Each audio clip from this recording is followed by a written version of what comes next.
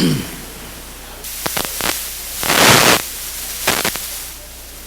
want to welcome everyone to this educational forum on Venezuela. My name is Gail Walker. I'm the Executive Director of IFCO, the Interreligious Foundation for Community Organization, and it is my distinct pleasure to serve as the chair for this evening's program. On behalf of the Welcoming Committee that has organized tonight's event, I want to welcome you and express our appreciation for your presence here tonight. As we all know, Venezuela has been really the subject of a tremendous misinformation campaign. Much misinformation circulating about the current situation in the country, even among some self-proclaimed socialists. I'm just saying. That's why members of the progressive community of New York, New Jersey felt that it was important to have this informational forum, and it is our honor to have the Foreign Minister, Jorge Arreaza, here with us tonight to shed some truth, to shed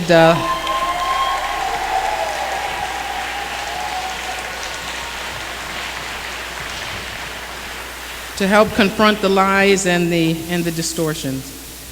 Venezuela has been slammed with crippling sanctions by the U.S. government in an effort to undermine the tremendous accomplishments of the Bolivarian Republic and to bring it to its knees. Those vicious sanctions have translated into reduced food and medicines and have forced people in Venezuela to face death and disease. Reportedly, as many as 40,000 Venezuelans have died as a result of the sanctions and the rapid decline of the country's oil revenue. In the same way that the Trump administration has blockaded Cuba for decades as a way to isolate her, the Bolivarian Republic is now under attack. We cannot forget that the attacks on Venezuela and Cuba and Nicaragua are all examples of the U.S. government's assertion of its Monroe Doctrine right to colonize and exploit, to attack the self-determination of Latin America and Caribbean nations. But Mr. Foreign Minister, I'm going to escalate you here. Please rest assured that in the same way that we have stood in solidarity with Cuba, we stand in solidarity with Venezuela.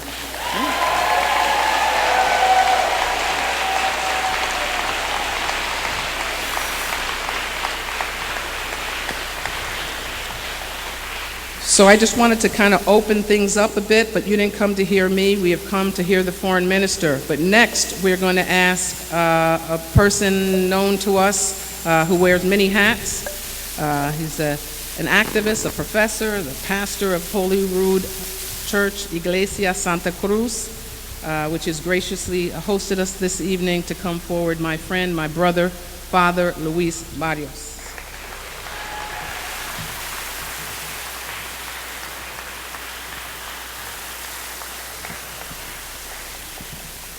Muy buenas noches. Buenas noches.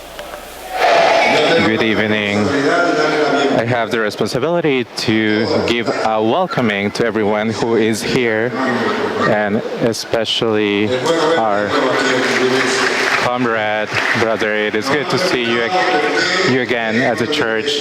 They have asked, why are we here inside a church? And their answer was, why not? Is there a better place than this? A church that accompanies the people, a church of the people. Yes, we want to open the door. Politics, everything that is done in the church is political. Therefore, it is not about whether it is political or not. It is about with what kinds of politics the church should side with. And that's why we open our doors, because they are welcome. For those of you who are here, who are atheists, please stand up. Please stand up. Everybody, believers and non-believers. No cierren los ojos. And we're going to pray. Please don't close your eyes. Closing our eyes was something that the missionaries taught us when they came to this part of the world. When you close your eyes, we get in trouble. And it is true what the Bible says, and I believe it. The person who is next to you is the image of God. Say hi, greet them. Say, hi, brother and sister of God. Worship the image of God. Tell them, image of God, you look good. You look good, image of God. And the relationship with God is always reciprocal. And say, you too look good. Say, image of God, you look good. You look good. I look good.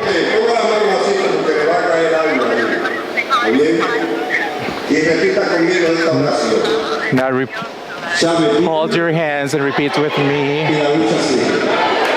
The struggle continues.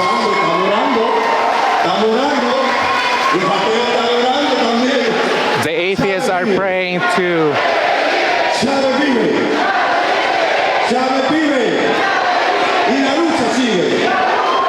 And the struggle continues. And the struggle continues. Dios me dijo un mensaje, a veces Dios me habla, mire, yo no sé, ¿verdad? Y me dijo, dile a Jorgito, ¿verdad? Que diga algo ahí, que llene al pueblo. ¿Está bien? Tell something that brings fulfillment to the people. And that's when we say something to talk to the people.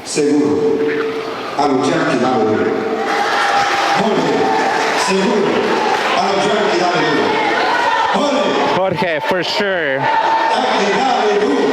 knock down the Yankees. Jorge, for sure, bring down the Yankees. Please give an applause. Welcome to the house of God. You can sit down. All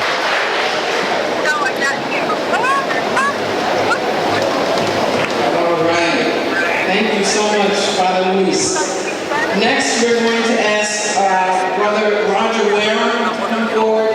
Many of us know Roger. First, I'm sorry. I just want to say that Glenn Ford is ill. He was not able to be here tonight.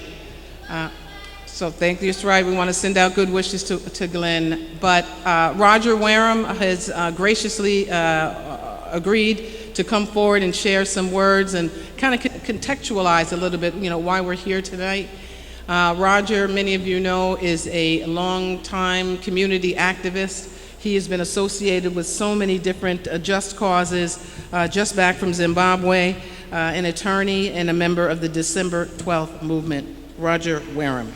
Welcome to the Foreign Minister.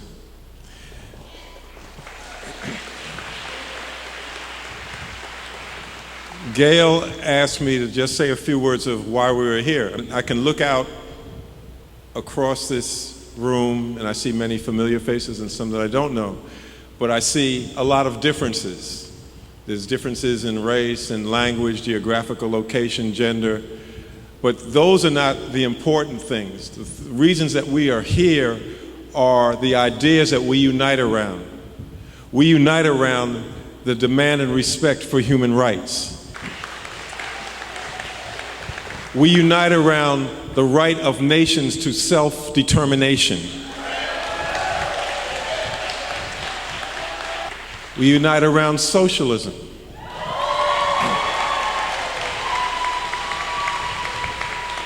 We unite around anti-imperialism.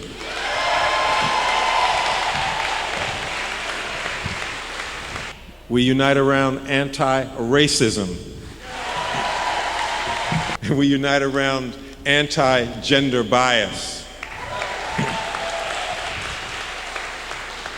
We are here tonight because the United States, the dynamic that is driving the United States is a dynamic of a dying capitalism.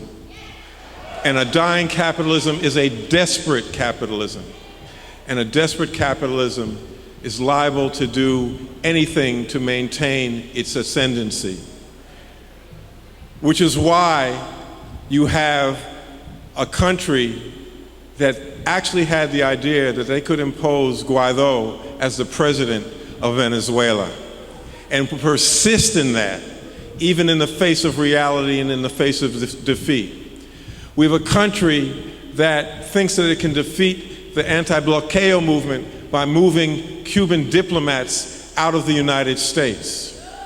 We have a country that persists in imposing sanctions on a small, landlocked African country named Zimbabwe because Zimbabwe's government is a threat to U.S. foreign policy. And Zimbabwe's government's position is the land that was stolen from the people of Zimbabwe belonged to the people of Zimbabwe. We're in a country that thinks that not only can it take off Venezuela, Cuba, and also Nicaragua, and anything that's progressive, this country is struggling against. Those are just some of the examples of why we are here. You know, I grew up in a time where rhetorically we always said, we live in the belly of the beast. And we say that in one sense it's a misfortune, but in another sense it's a blessing, because we are strategically positioned to make change.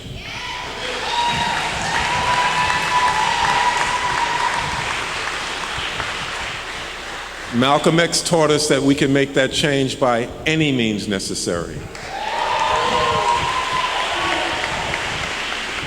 And one of those means, which has been demonstrated over the rallies and demonstrations and marches this weekend, is the power of the people conscious and organized in the streets. That is what can make change. And for those of us who may have forgotten the power of the people conscious and organized in the streets, need only look at the recent events in Puerto Rico to understand what that means.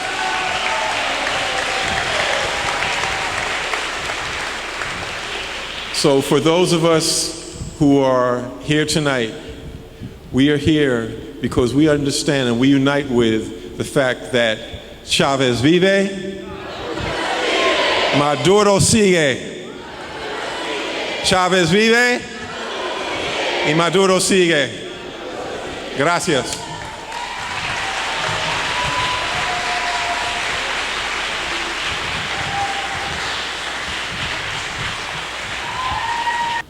Thank you, Roger. Right?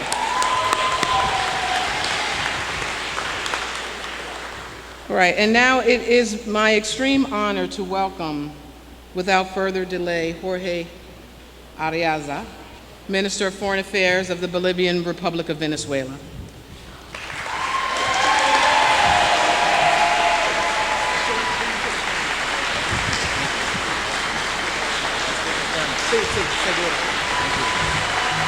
Thank you.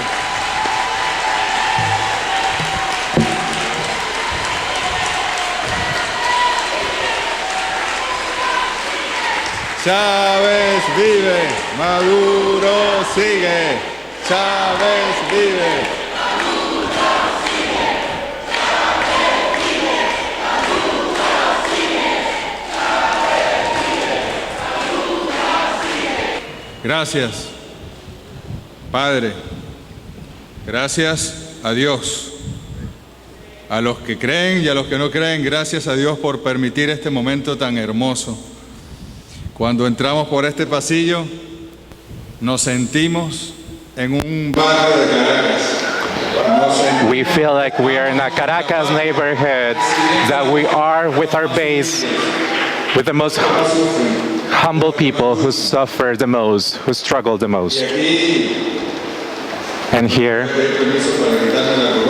I'm going to ask for permission to take off my tie. This is a special tie.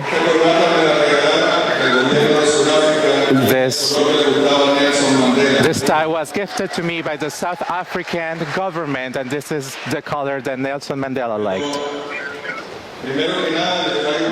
But first of all, I'm bringing greetings because I haven't done this tremendous I have taken on the spot of someone, of a big leader who is only born every 200 years. In this case, this is our father, Commander Hugo Chavez, and I send you greetings from our president, Nicolás Maduro. Yes, yesterday he met with a great leader of the world, President Vladimir Putin. They were together signing agreements in terms of commerce, transportation, in terms of mining and energy, because the world and the economy does not belong to the U.S. elite. The world goes beyond the U.S. elite. It goes beyond Donald Trump. Donald Trump does not own the world. Moreover, we have respect and love for the people of the United States of America. You are our brothers and sisters, and you are part of our nation as well. You are part of the South as well. And you are in the front lines of battle. You are the first casualties of imperialism. And this is such a struggle. And for those of you who have come to other places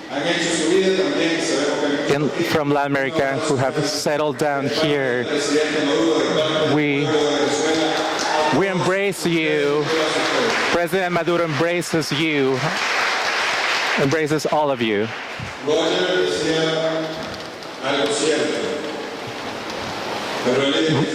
Roger used to say something that was true. He was able to identify that we are dealing with a country that does this or does that, that's in the front line of aggression. But it is not the country per se, it's not the US, it's the elite, the government elite, the rules that dominates. I would never be able to say that the blockade against Venezuela is because Luis or so-and-so once said, or because the working class does not want,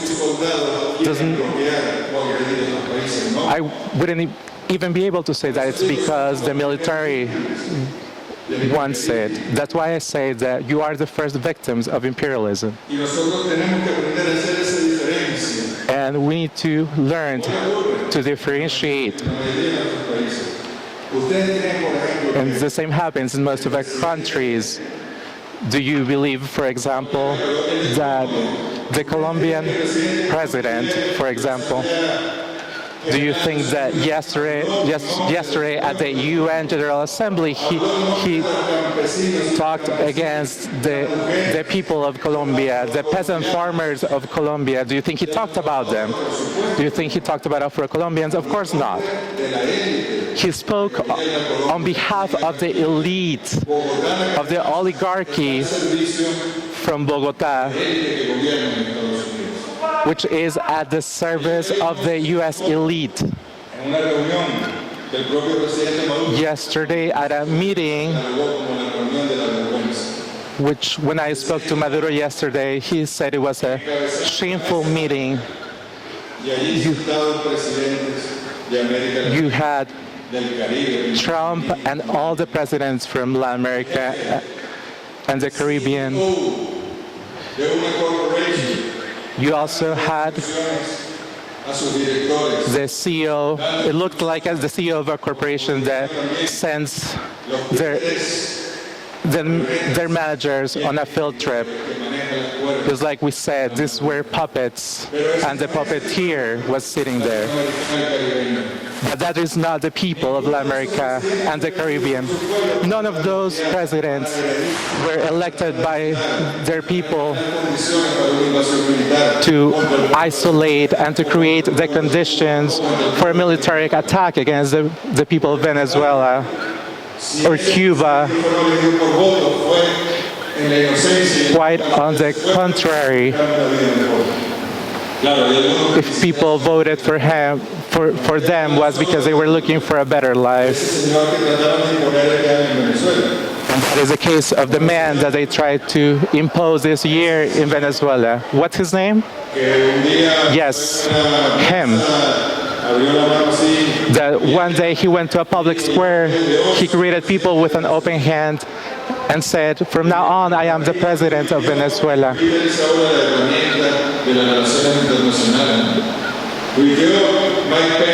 He's someone who used international relations as a tool. Pence, Pompeo, and Trump supported him, and the Minister of Foreign Affairs from Spain said that they were convinced by the Americans, they mean the US government, that Maduro would be overthrown in 2 weeks, and he would have to, and that's why they would have to recognize the interim president.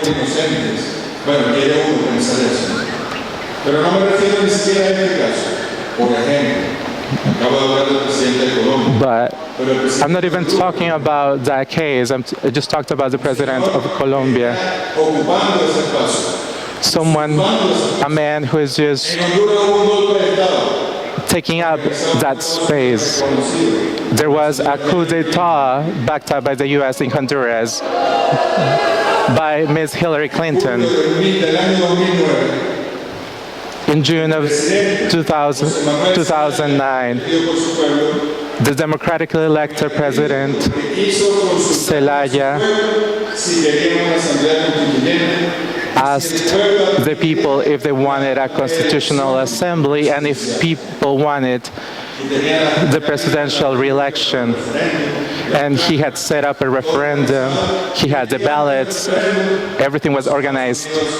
And on the day of the referendum, the United States and the elite here gave the order, and they took him out in pajamas from his house. They got him to a military base in Honduras, and they took him to another country. 2009, then there was the coup in Paraguay. They did not like the idea of a man of the people being the president of Uruguay.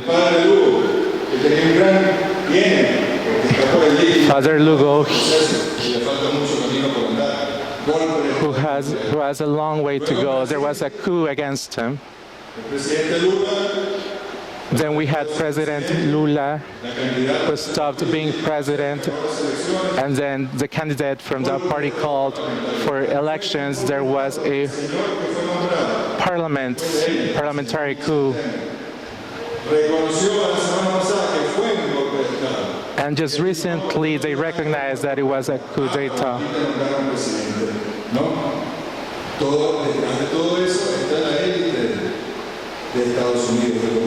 And behind all that, you have the U.S. elite, the government of the U.S. Then they started financing the right-wing parties, the capitalist parties, the anti-socialist parties, so that their candidates would have funding and would have publicity and lots of money, and they were taking up the space that was fought over by the people. Now, going back to Honduras, Juan Fernando Hernandez was a candidate to re-election, and the Honduran constitution has not been reformed, and he has no legal basis for doing that, but he was allowed to be a candidate again. And there were elections, and he lost them. And when they counted the votes,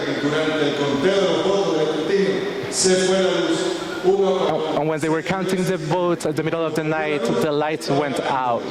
He was losing before, but when the light came back on, he was winning over. Una misión electoral que fue de esta cosa horrible que se llama OEA, Organización de Estados Americanos. There was even a mission from OEA, and even that group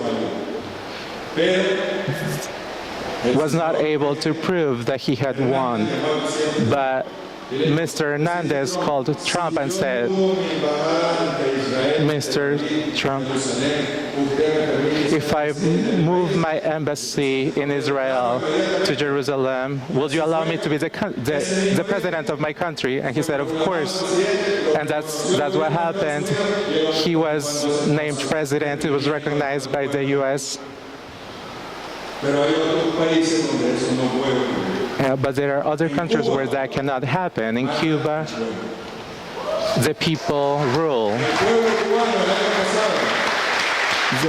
The people rule.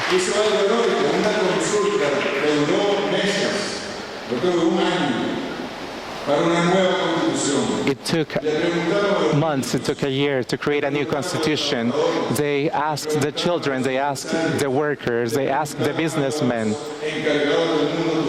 they asked those in charge of tourism, politicians, experts. They asked them, what do you want out of your country? And they wrote a beautiful constitution that was approved by over 80% of the people of Cuba.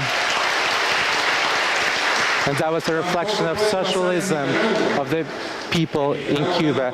The same thing could not happen in Nicaragua. In Nicaragua, last year, they set up this idea that there was disaster. They used the church, they used the businessmen, they used, quote-unquote, peaceful students. There were casualties, confrontations, and international interventions so that Daniel Ortega would quit, but they couldn't do that. But that's why there's still the Sandinista government in power. President Evo Morales in Bolivia. El presidente Evo Morales nacionalizó los recursos naturales, nacionalizó el gas, nacionalizó los servicios.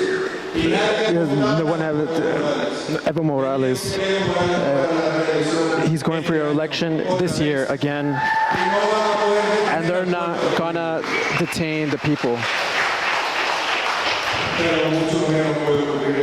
But this can't happen all. And the land where Simón Bolívar was born, and the land where Hugo Chávez was born, the land where we're fighting, the repression against Venezuela has been uncomparable, including to those of Cuba and Iran. That of Venezuela is visceral, is miserable. It's, even the language is pervasive. Like the band says, like that gay John Bolton. That guy, John Bolton. That guy Bolton said, Maduro,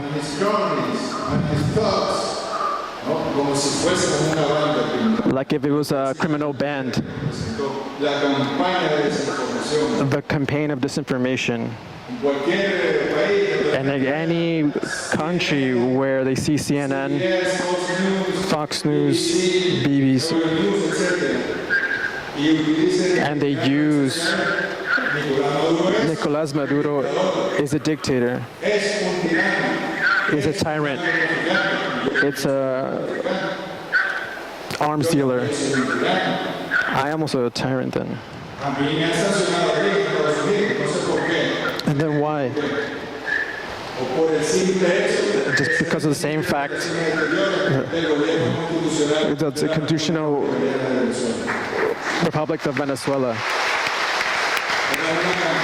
But it's a campaign so that the day that you want, the day that they want to pretend to justify an aggression and say those are bad, they were drug dealers.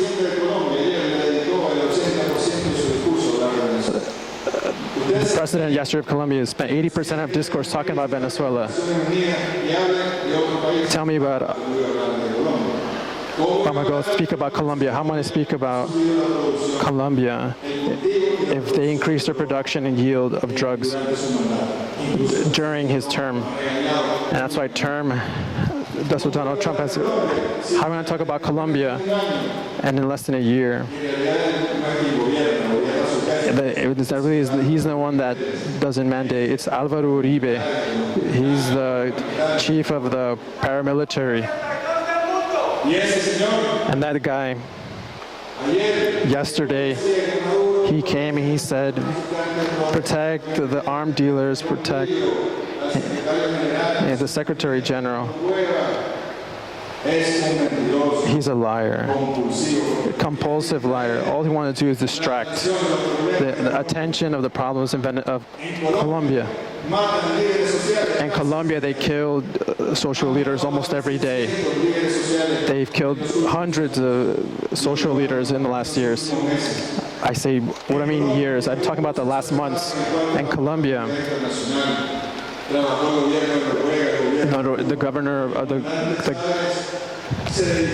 commander Chavez, the president Maduro, a treaty was signed against the government of Juan Manuel Santos and the forces of Colombia. They destroyed in less than a year, and they've killed at least hundreds of ex-combatants of the FARC. In 1982, there was a guerrilla group that mobilized, and it converted, and a patriotic group, and it was killing them one by one. I'm talking about thousands. I'm talking about ex-combatants that were selectively assassinated by the government of Colombia. And this guy yesterday went and spoke about Venezuela and about the humanitarian crisis in Venezuela. You know what? I remember when Commander Chavez, he had a surgery of cancer, and we were there with him. And the first thing he asked was about his nation and his people. And the second question was, how's the process of peace in Colombia? When will be the day? And the chief of the guerrilla group would speak to him. And one would say, hey, Commander, get better first, and then we'll worry about Colombia. He said, no, Colombia is also like our nation, and our mother, it's also in our heart. And he was in the hospital, and the president of Colombia, and he received the president of the groups of the guerrilla groups. And of him, he wanted to fight for the peace in Venezuela and North America. And now we see how from Colombia, they even tried to create the circumstances so that President Trump can get there the day he wants and invade Venezuela. They exhumed documents of a treaty, the treaty of Inter-American Treaty. And you can say, I've studied international relations, but no one knows about this because it never served anything. There's a treaty that says that when some states in the American continent, the rest of the countries can assist. That treaty has never functioned.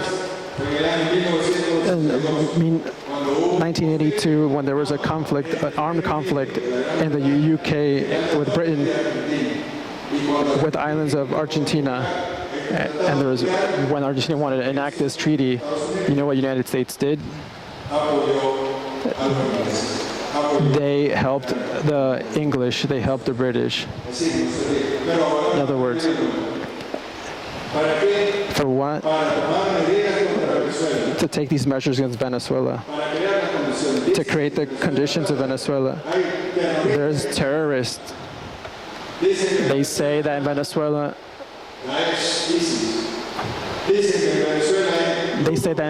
there's terrorist groups. In Venezuela, there's no terrorist groups. It's just a political party that's part of the government. They say that in Venezuela, there isn't. It hasn't ever been. With the people of Palestine. But why do they say that? Because Argentina, Brazil, Paraguay, and other countries and the National Assembly, what we're talking about, they've recognized the terrorist groups, ISIS, Hezbollah, Hamas, FARC, the ELN of Colombia. And then why do they do that? Oh, because big corporate media and services of the United States say that. They say that's happening in Venezuela, and it's a perfect excuse to divide, and it's a pretext to divide, literally, Venezuela. And that's why the people of Venezuela, we love the revolution of Simon Bolivar, and that's why there's thousands of U.S. citizens. They don't want a war. They don't want to see their soldiers die. Because many would die if they were to enact something against Venezuela. They don't want the resources. Those resources is destined for war. They don't want that. That big country of the United States, we say, because that's what they want. That's what they want. Destruction, war. You know what's the hardest part? And as a Christian, when we can't import our dialysis treatment or the treatments for cancer, those sicknesses where there's no time, when the patient can't wait, or they receive their treatment, or they pass away, or the treatments of every day that they need, people that have hypertension, convulsions, or when we can't buy the things necessary for food and import things for the people. We've done miracles. This President Maduro has with Chile, and we've done, and of course these sanctions have caused a lot of damage. Of course,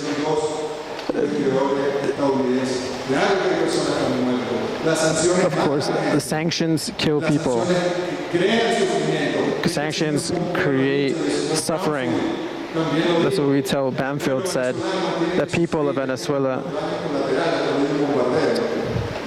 are tired of suffering, and that's a family hospital. They say that those are collateral damages, but that's not the suffering. We want to show our strength and power of the Venezuelan people. So the paramilitaries, Venezuelans, want to do they want to do a coup against Maduro, but that's not going to happen. That hasn't happened, and it won't occur.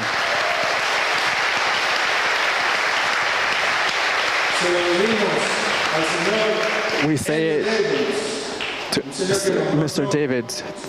Trump named him for the democratic transition in Venezuela. Sir, and the 16th of January, Mr. Guaido proclaimed himself. I came here and I reunited with him. He says, no, it's not a thing of hours or days. You don't know the people of Venezuela. You don't know the military men of Venezuela. You don't know the people and the valor of the people of Venezuela. And then he said, and I said, told him, you think this is a 100-meter dash? He's like, no, you're really wrong. This is a marathon, a long marathon. And I'll tell you today, in this marathon, the President Nicolas Maduro, he's very far. He's so close to reach the finish line. This Guaido, his plans failed. They couldn't. Why do you think that Bolton left? Because he couldn't. Well, Bolton was also, he was a savage man. But that's not what we're here to talk about. But he was a failure. And we met him in the Security Council. And Mr. Edmonds. Your coup failed.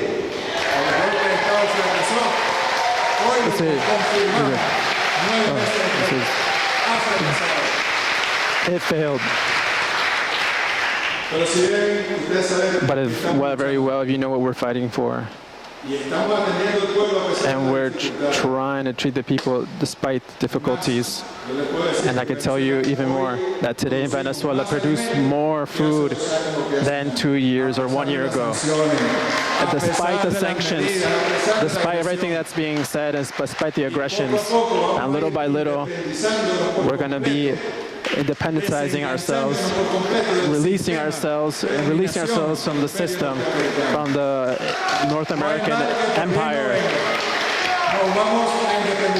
We're going to become independent completely, and that's the way.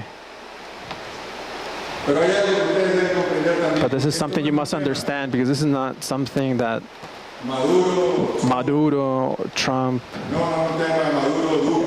it's Maduro or Duque. This has a powerful depth.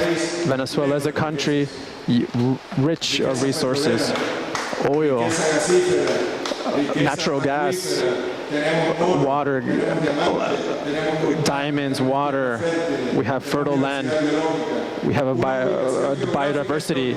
We have a geographical location really well. We were so close to Panama, 3 or 4 hours of the United States. And they always, we're always a center, objective of the domination of Spain, like the United States years after. They want our oil. Mr. Bolton said that when they thought that everything was ready, that Nicolás Maduro would fall, and they said, yeah, the businesses, oil businesses, be ready to enter Venezuela and produce oil. That is the treasure, the loot that we're going to take of Venezuela, because we did it in Syria and we did it in Afghanistan,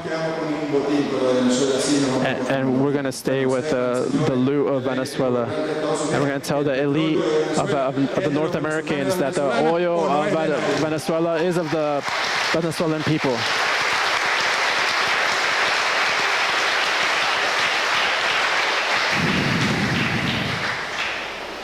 Look, what we've seen in the last 20 years is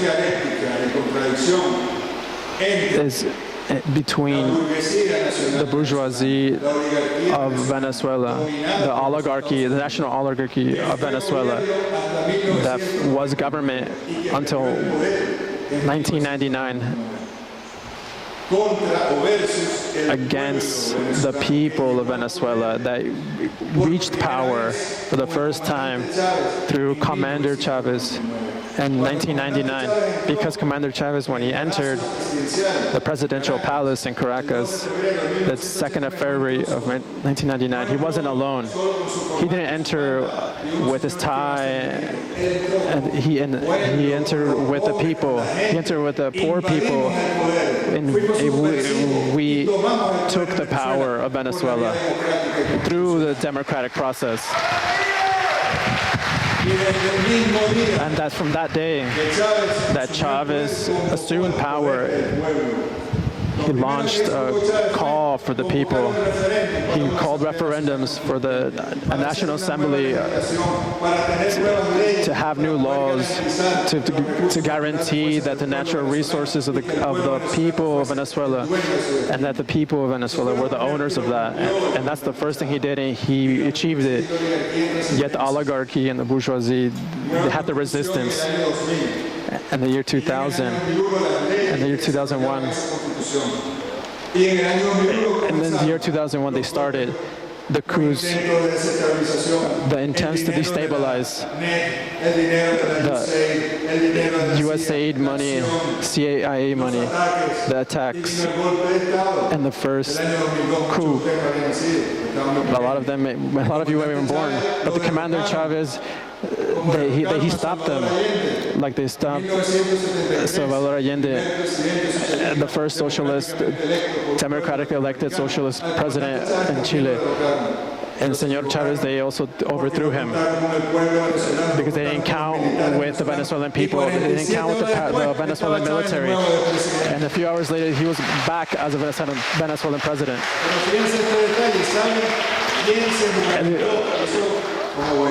Like Guaido, he was in the palace, he raised his hand, he said, before God, he's the president of Venezuela. Who did that? A guy.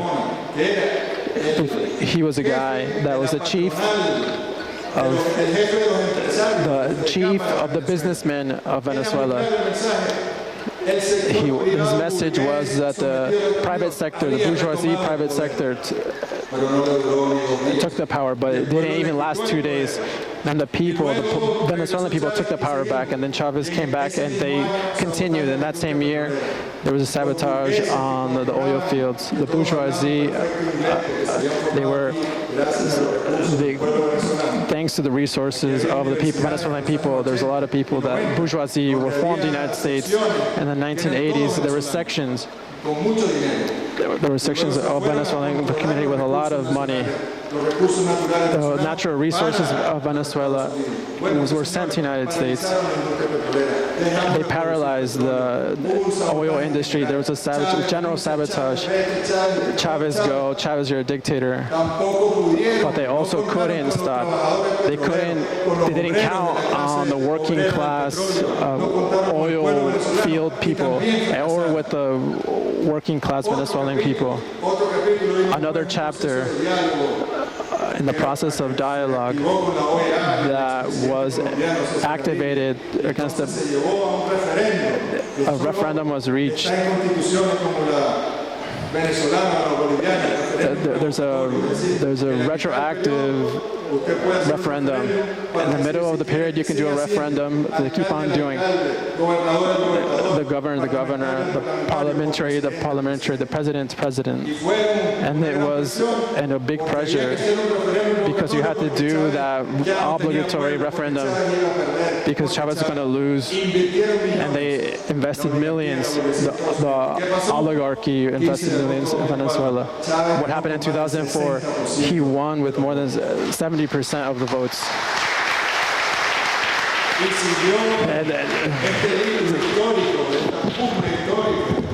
Luego vino una reforma constitucional que perdimos. Perdimos algo así como por un voto. De verdad, eso fue un empate, pero el presidente Chávez dijo, es preferible no aplicar la reforma constitucional en esta circunstancia. Así que vamos a aceptar esta derrota y sigamos adelante. Son capítulos, victorias, retrocesos, empates, violencia en la calle, agresión internacional. Y ya el señor relator del Consejo de Derechos Humanos de medidas coercitivas unilaterales, es decir, el experto de la ONU que se ocupa de las consecuencias de las sanciones, ha dicho que a Venezuela le han impuesto sanciones por lo menos desde el año 2005, de distintos tipos de sanciones, al armamento, a los funcionarios, a la economía, a las compañías petroleras. Bueno, la agresión internacional y la resistencia.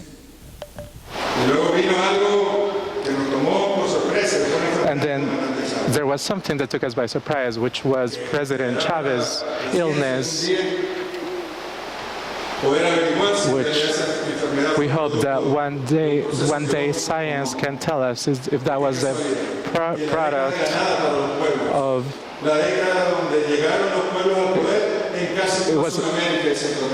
biology. It was in the decade where CONASUR came up, where there was international American countries, the decade where we had the Bolivarian Revolution, that's the year where he had this cancer that took the life of Commander Chavez.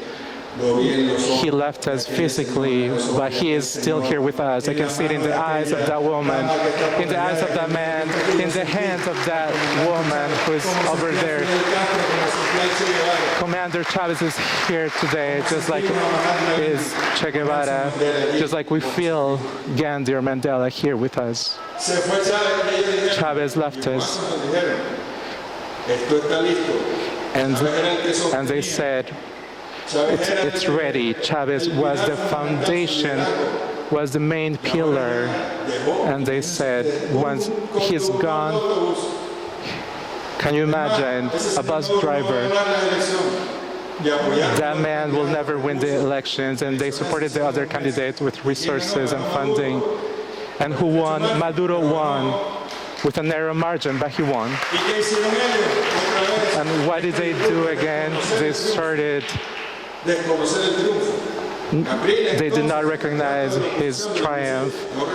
Capri, at the time, the candidate of the opposition, they took to violence, they burned hospitals, they took to the streets. They were protesting because allegedly Maduro had not won.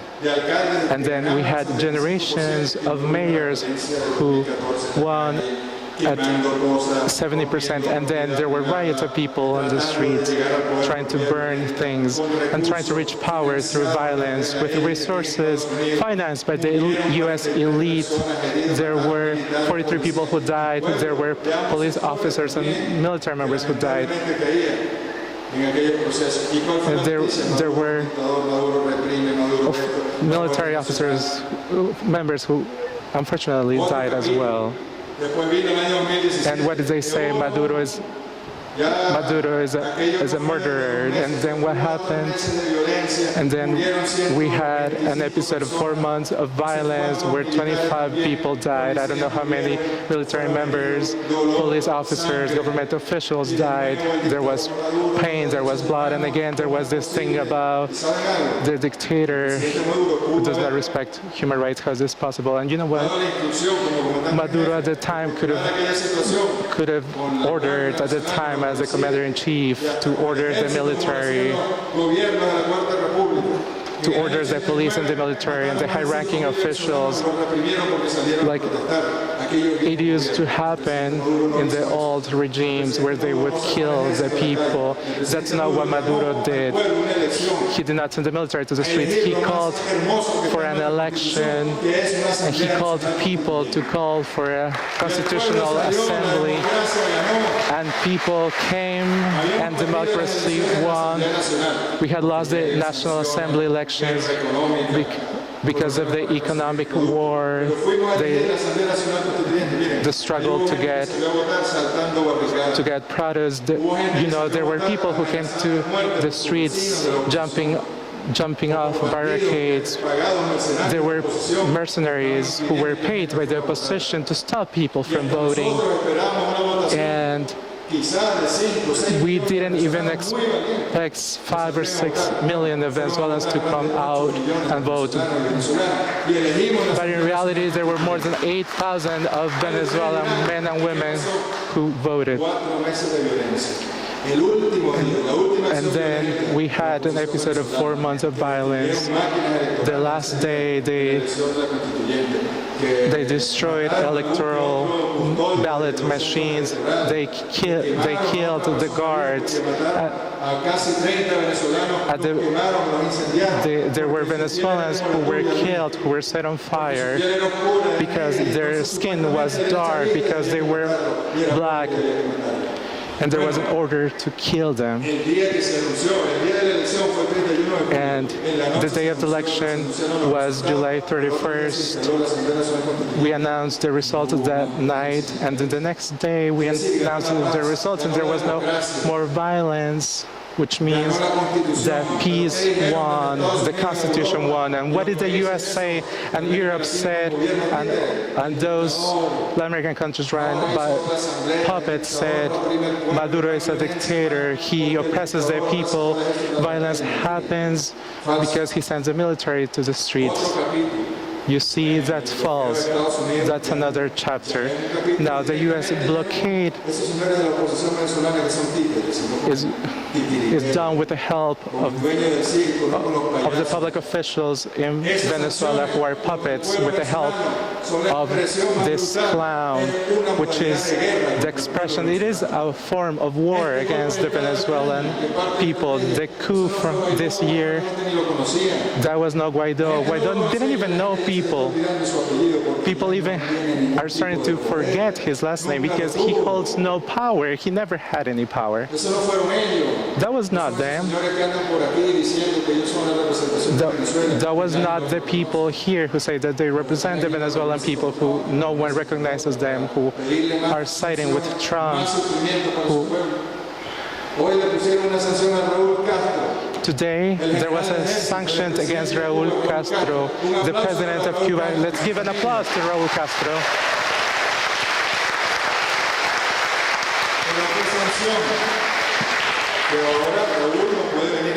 And now Maduro cannot come to the U.S. anymore. Who said that Maduro, Raúl Castro wanted to come to the U.S.? They're desperate. They're making things up. They came out with something yesterday that said that the Venezuelan public officials cannot come here. The militaries and military members and the police could not come. They announced this to the world, but this has been happening for 3 years. But the truth is that they don't want to come here. I don't want to come here. We come here because the UN is here. I wish it were in Russia. I wish it were in Latin America or in Africa. But the seat of the UN is here. So we have to come here. And I come here and I see my US friends. And we can express solidarity with the Venezuelan people. This is a chapter that is not about whether Maduro stays in power or not. This is about the wealth of the Venezuelan people, because capitalism cannot survive if it does not have access to natural resources, so that very few can have a good life. And in order to have that, they have to take the resources, the water from the many, so that the very few can live well. That is the story of Venezuela. In reality, it is not as simple. The Bolivarian Revolution is a historic process. The revolution led by Simón Bolívar, and for all who fought for independence and peace in Latin America and the Caribbean. We're still in the same struggle as 200 years ago, and we're fighting this today. And the good news is that we're winning.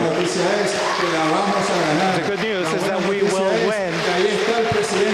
The good news is that President Maduro is here.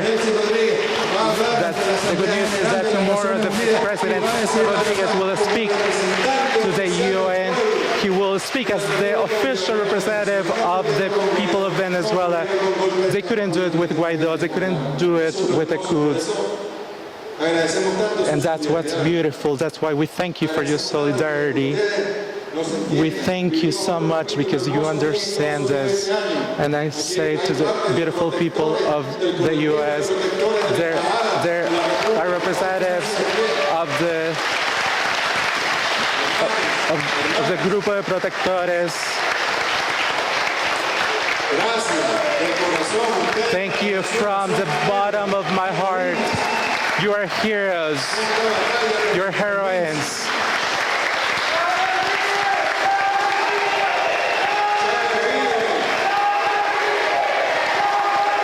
Chavez lives on. Chavez lives on. Chavez lives on.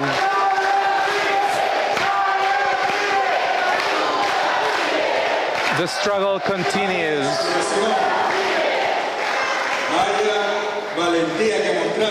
Such bravery shown by these U.S. citizens, these good gringos. Thank you, good American, because the majority of Americans are good. They're creative. They want peace and independence, and they want to respect the nations of the world. Our embassy, our building, in our building, we stopped diplomatic relations with the U.S. The U.S. government says that the president is this man. I already forgot his name. So there's no diplomatic relationships with the U.S. But according to the Vienna Convention, but even when we break ties,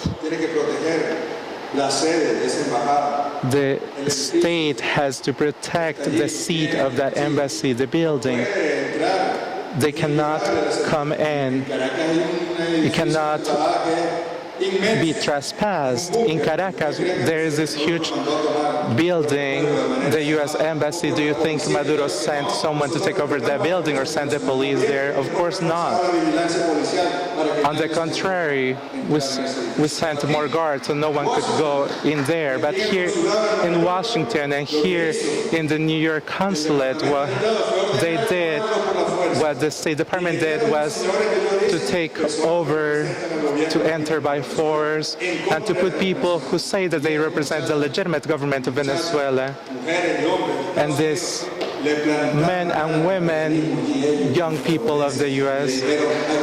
said, we are here to protect the embassy of Venezuela and the embassy of humanity.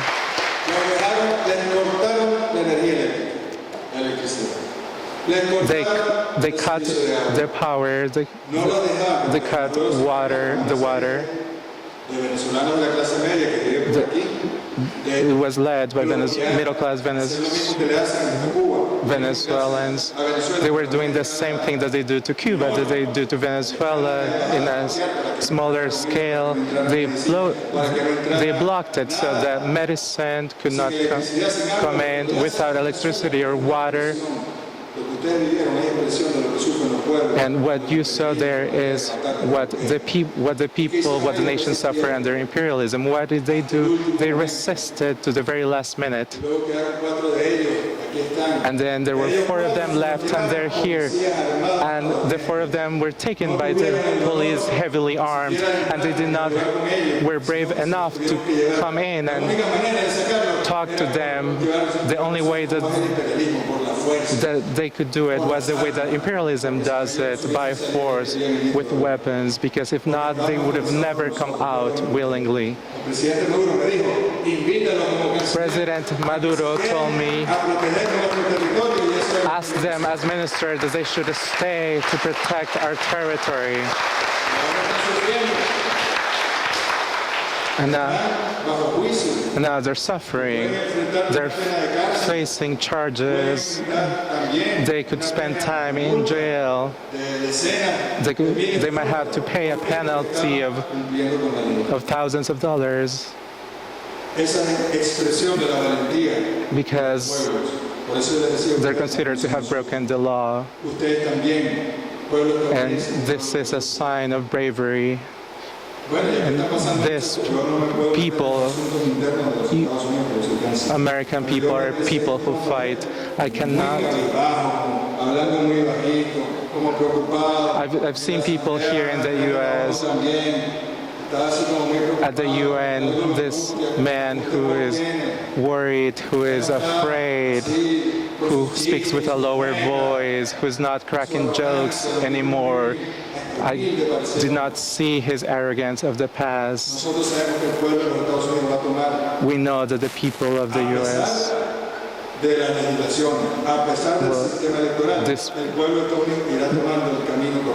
And we know that the U.S. people will take the right path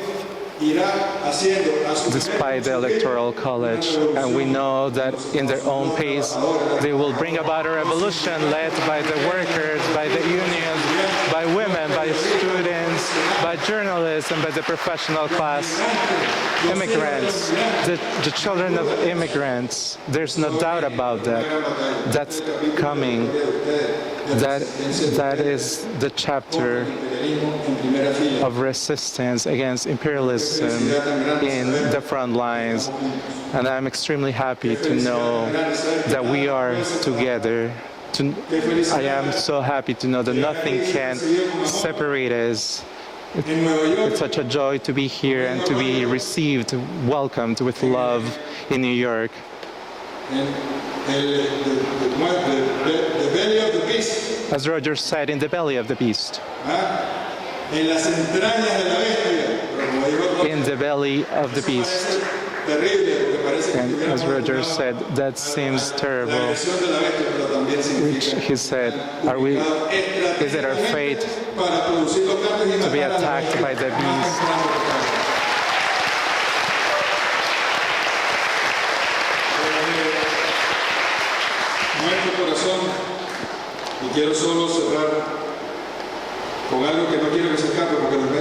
And I just want to mention someone that I don't want to forget, because mainstream media is so dictatorial. In these past days, I'll go back to Colombia and to Duque, because the real president is Uribe. This man says that Maduro protects terrorists and narco-terrorists. And he posted a picture of with Venezuelan children, and it turns out that it was a Colombian NGO. And they said this was an NGO staff having fun with the children.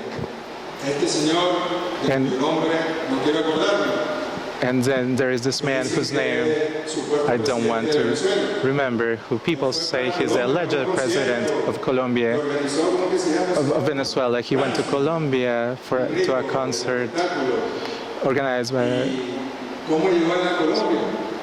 Rumsfeld.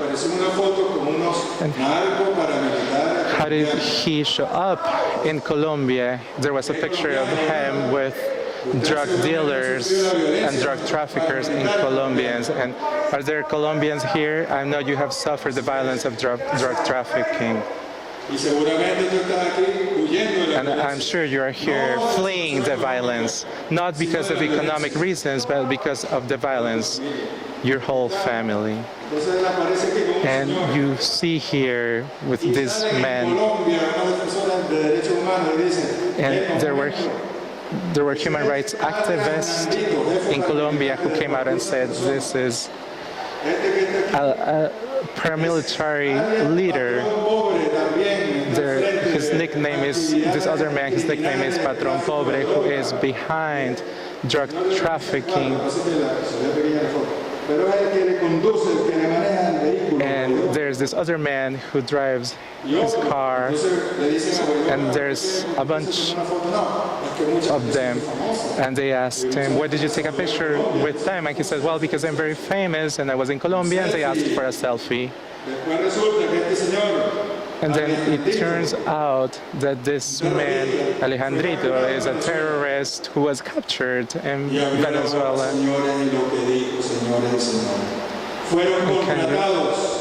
And this is what they said, gentlemen. ladies and gentlemen, that they were hired by the Interpol because the Colombian authorities at the time said about them, these people who killed people were hired by Guaidó to guard them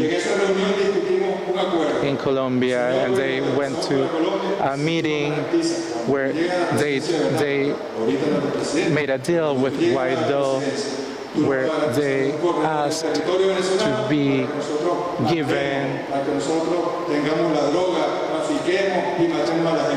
given a way to come into Venezuela and do drug trafficking and kill people. And those pictures were taken as insurance for the paramilitaries, because if Guaidó reaches the presidency, they would take out those pictures to show that they had made a deal with him. And they did not anticipate that the Venezuelan intelligence, which I think is better than the CIA, and they found the man who actually took the picture and confessed to everything. And now, how could the U.S. recognize a man who works with narco-paramilitary leaders? How could the government of Panama, Argentina, or Peru, how could they do that? And they said that they had proof. The Minister of International Relations said that they had proof. And what we say is that, yes, there is a link between Venezuela and the drug trafficking in Colombia. That is between Guaidó and drug traffickers in Colombia. And we should ask, why are they hiding it? Just like the world does not show that, Telesur is the only channel that will show that. And right, you have also been adhering that process only in certain social media. Do you think that Fox News or CNN would show that? Neither, not even on BBC. That's the true dictatorship. The dictatorship of capital, of the accumulation of capital and power. There was an ex-president here, Eisenhower, who said he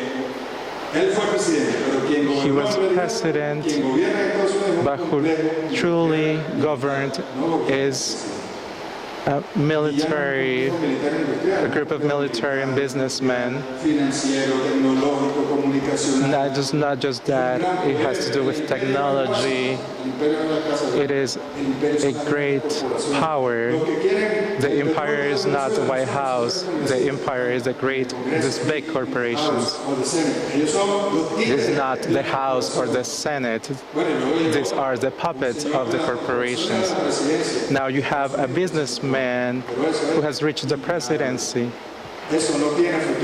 but that will not last, and it will not last with the bravery that's shown by the people of the U.S. You will decide your own fate, and you can count on the people of Venezuela. And I've dared to say that we are making big steps in that direction. And when that happens, President Maduro in the Miraflores Palace will be there because he will be elected time and time again, or there will be another president, another Bolivarian president, because no one will bring down the Bolivarian revolution. Thank you so much.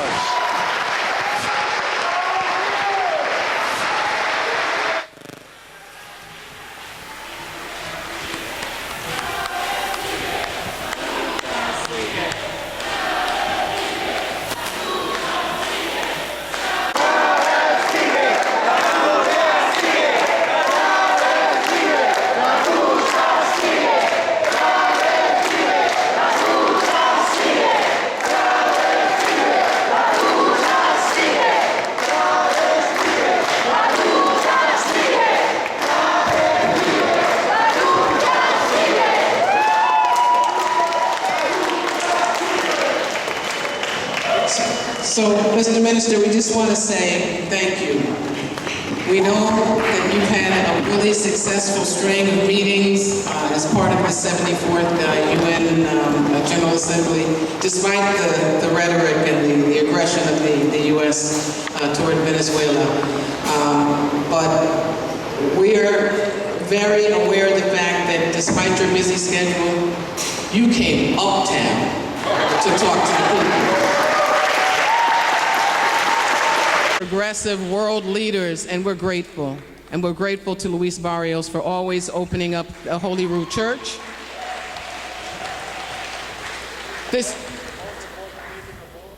The most important meeting of all is this one. Well, thank you so much. And this is our church, and this is your church, and this is our home. And we're so grateful that you could share this time with us. We know it's a busy time. And I just want to acknowledge Carlos Ron, who is the Vice Minister.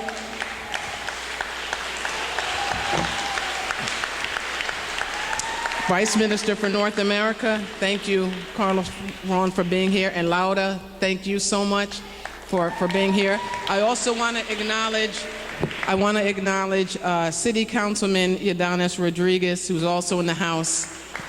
And we talked about a petition to try to really move forward with the language and the a resolution for lifting the blockade of Cuba. And we know that you've been a part of that. Yes, no, very much so. Very co-sponsoring that along with Inez Barron. So thank you.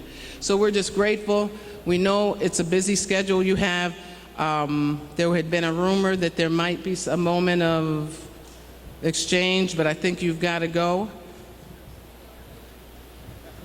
But if not, I'm taking my cues from from you.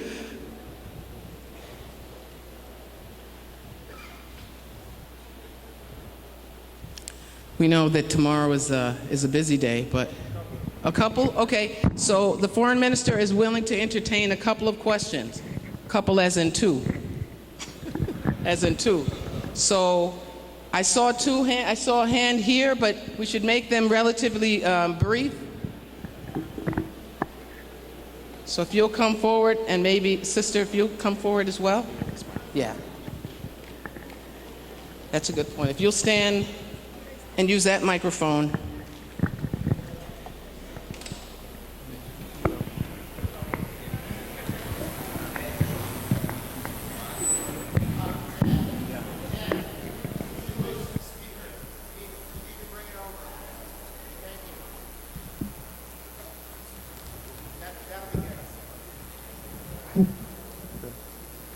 Still feedback?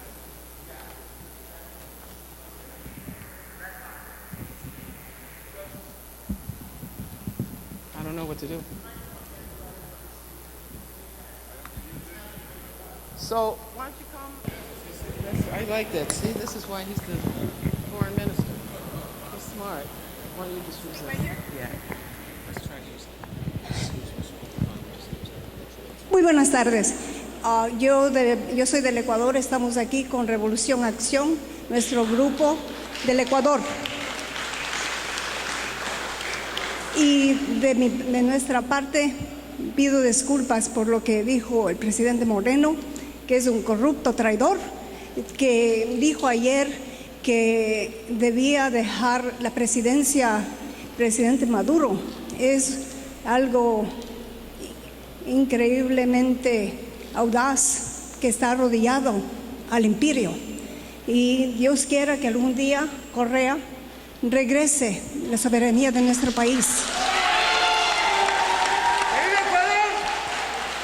De nuevo, bienvenido aquí nuestro grupo Revolución Acción, presente con Venezuela libre y soberana.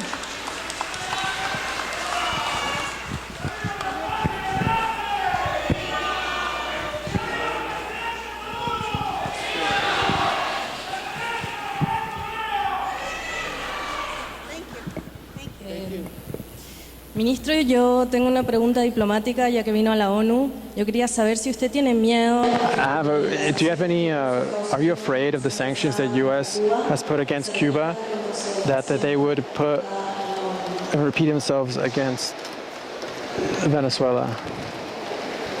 Gracias. Thank you. Well, the woman, Rafael Correa, is one of the most extraordinary leaders. And he also, it was a special type of coup. He was lied to. They planted that guy. First he was vice president, that guy, Lenin Moreno, and then after, on the elections, because of Rafael Correa brought him up with him, and he won. Without Correa, he wouldn't have won. Oh, but how sad that in the same day of the election, the betrayal began. And you know that I prefer to show the face of an adversary than an enemy. I prefer to put myself up front, especially with dialogue and with the masters of imperialism, because they give me shame, they give me pain, they give me pity. But because it was a betrayal, we know that in Ecuador will happen, there will be a chapter, there will be a battle that I've mentioned before about Venezuela, but sooner or later the civilian revolution will come back, and also President Correa will come back. About the other question, the diplomatic question, we are not afraid of absolutely any sanction, personalized sanction to ministers or family, because if they finance me and they close my accounts here in the United States or my credit cards, but what accounts, what credit cards? And if not, and if I don't go to the ONU, I can't come to the United States. I don't want to come to the United States. Well, the moment that you can reach power, I'll come in and visit. Look at it's not that we are not afraid, but we will show face and we will go above them. And what hurts is the economic sanctions and how it hurts our businesses, and what they say, it's a lie.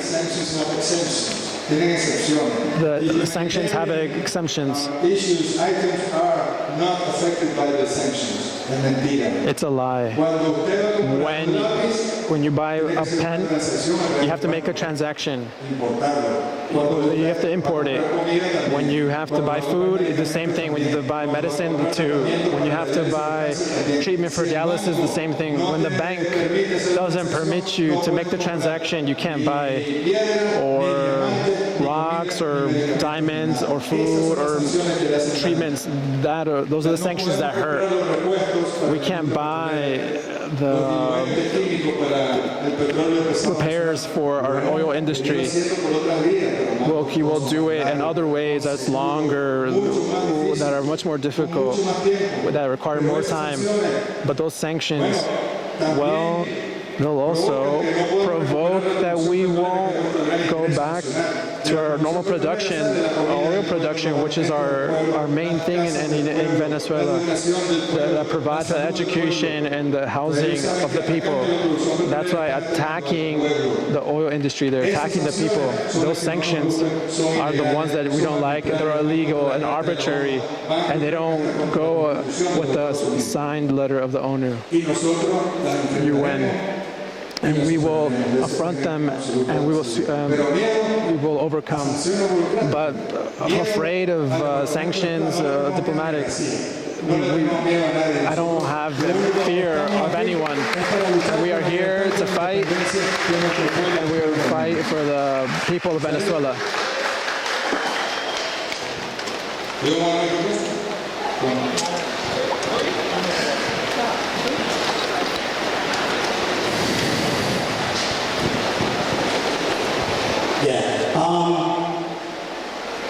a number of us are trying to build opposition to the kind of propaganda that we are hit with 24/7 about Venezuela.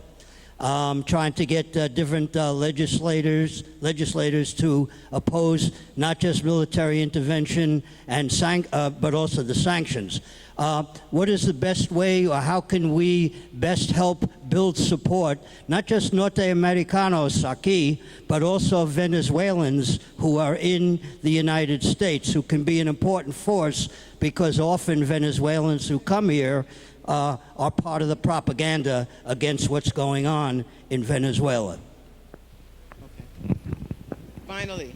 Yes, my name is Mara Bar, and I just want to say, viva Venezuela, viva Chávez, viva Maduro, and viva el pueblo de Venezuela. Yo tengo una pequeña historia. Yo salí de Argentina porque hubo un coup d'etat y subió un sistema. And a fascist regime was put, and the regime that's there is supported and maintained by the United States. A lot of people died, they were disappeared. A lot of people know about that. More than 30,000 people, and the numbers couldn't be much higher than that. A lot of us had to leave the country, and that Operation Condor was the one that was managed by the CIA that took everyone that were against the fascist government, and they escaped to Chile and Argentina. In Operation Condor, they went to kill them off in Chile, Argentina, and Uruguay, and that's why it was really a genocide. I say, if we as human beings, all the interventions by the United States and all the world, it's the biggest genocide in the world. I am ashamed of the political system in Argentina that we have right now, but there will be a change, and I believe, and the question is, do you want to tell us how can we influence that change? Thank you. Muy rápido. Very quickly, the best way to help and support the mobilization in the street that you could feel and hear. Let's stop war. Let's stop the sanctions, organizations. I think that each system of government, local or in Congress or representatives, and flood them with letters of support, letters where they don't support bombings, flood them with letters so that they don't support laws that are not beneficial to us. And then that way you can, in a way, influence. We won the elections in 1999 with the electoral system of the bourgeoisie. We didn't change it. We didn't reach there by the armed way. We used the electoral system and we won. The people of the United States can do that, and they can win. If you organize and if you unite, you'll get there in your time. Alina Duarte. She was one of the protectors of the embassy in Venezuela.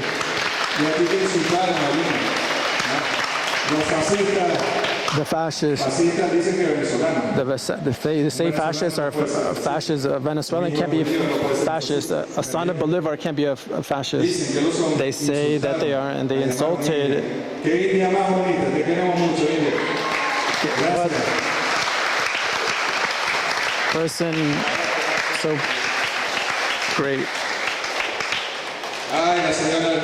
Oh, and the woman from Argentina, excuse me. I can't speak about the topics of Argentina. One desires the best for the countries, but that the countries and states respect the international law, and they don't interfere with the matters of others, and they create in dialogue. They believe in cooperation and peace. That's what we want.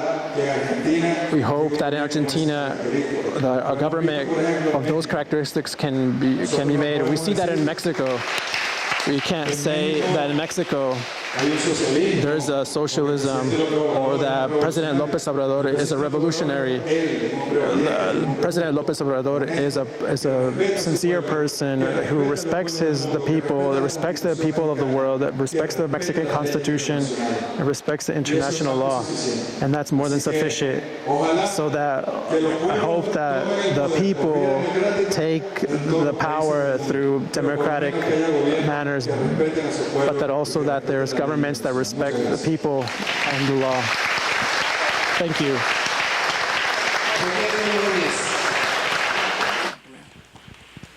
We're in Washington Heights. 30 seconds for Virgilio Núñez, representing the Dominican community. So. Muy buena noche. Good evening.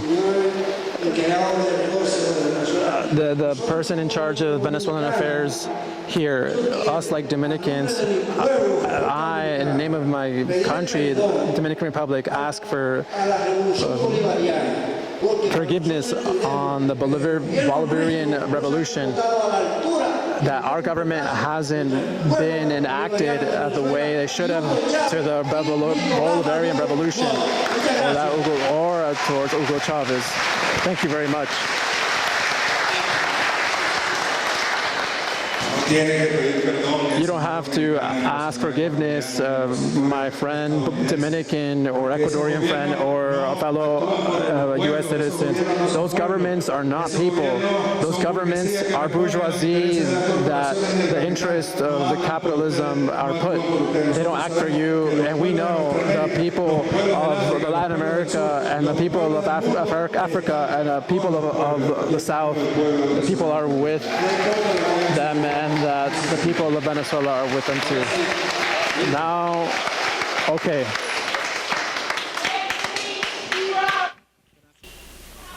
All right.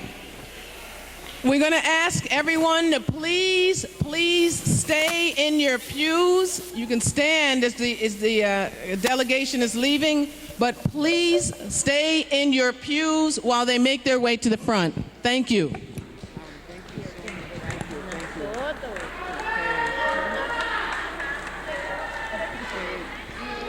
Thank you so much, Laura. I wanted to come and make a meeting with you. I was just in East Africa and talking to some of your colleagues there. I want to